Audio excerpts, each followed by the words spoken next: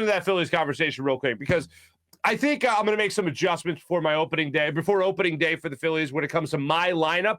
Now, we had Ben Verlander on the show last week, and Ben gave my lineup an A-. He didn't say what would have made it an A+, nor did I ask, because I figured leave well enough alone when it comes to my lineup. If he's giving me an A, regardless of an A- to an A+, just leave it alone. Just be happy with that victory, spike the football, and go home. But I think what has to happen is Kyle Schwarber needs to lead off. Two major adjustments I want to make to the lineup. One is Kyle Schwarber needs to lead off. The other major adjustment, Bryson Stott needs to be in the starting lineup.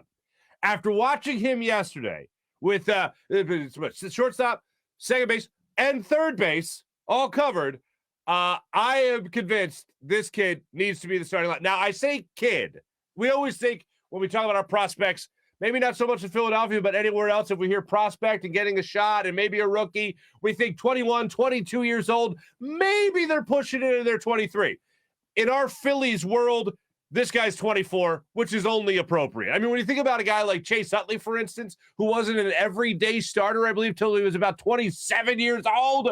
That was by the time or 26 by the time they traded Polanco away so that Chase Utley could take over the everyday second baseman's role. He was 26 years old. So, yeah, the Phillies like waiting on giving the starting reins to young players.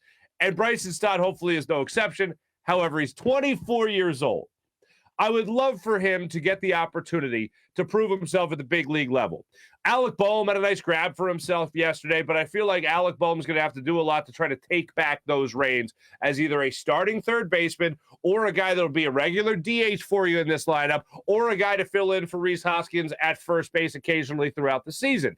But now, in the designated hitter role, he's going to be competing with the likes of Kyle Schwarber, Nick Castellanos, occasionally Rhys Hoskins, occasionally JT Realmuto in that spot. So there's a lot of competition there. And now at the first base spot, he's going to be competing with the likes of Rhys Hoskins still, and also JT Realmuto and the opportunities he might have to play the first base bag. So there's a lot of competition in front of Alec Bohm right now. And I know that they're optimistic that Kevin Long can fix that swing for Alec Bohm, and I hope that's the case because I'm certainly not rooting against the guy. But now there's another young hot shot sitting there waiting to get on that Phillies roster, and that's Bryson Stott. And Stott has the support of one key member of the Philadelphia Phillies, a guy that's only the reigning NL MVP in Bryce Harper. So Stott has been doing great so far this spring. He is showing his versatility. But I asked the Phillies this one thing. I asked the Phillies to do us all a favor. Please don't do the thing that you've done with many other prospects over the years, whether that's Cody Ashley or whether that's Scott Kingery more recently.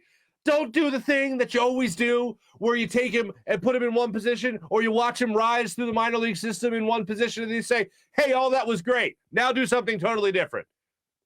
Don't ruin these guys. I've talked about it before with Scott Kingery. I've talked about it even going back through the Cody Ashley days where we thought we had a third baseman of the future. Next thing you know, the Phillies were like, get in left field. Or you have Rhys Hoskins coming up playing first base. Get in left field. Scott Kingery, natural second baseman. Let's try him at short. Let's try him at third. Let's put him at center.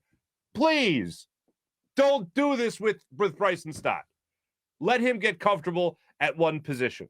I love the idea that this guy might have a mindset of a JT Realmuto who was a catcher and just said all of a sudden, well, I don't want to be out of the starting lineup today, so put me at first. You've never played first. What's your point? Like, not everybody has that mindset in baseball. These guys are the weirdest athletes of them all. They are creatures of habit. Some guys have that JT Realmuto mindset, but they are few and miles in between. When it comes to Bryson Stott, if he's got that mindset, good for him, man. That's great.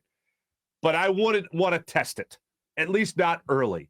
If this guy can come up and show that he could even be a top of the order hitter, show that he could be a more than serviceable fielder, show versatility, and where he's able to play in the field, great. But just let him get comfortable somewhere. Don't say, I just want to keep on getting him at bats. Because what often happens is, I believe what happened with a guy like Scott Kingery, or even going back to Ashley, for instance, is you start moving these guys around and their mistakes in the field make them press at the plate. Oh, okay, well, I can get to the plate and be where I'm most comfortable, so I know I can make something happen then. And then when they don't, it's like, well, what good am I now at the major league level? And how's that worked out for the Phillies? It hasn't.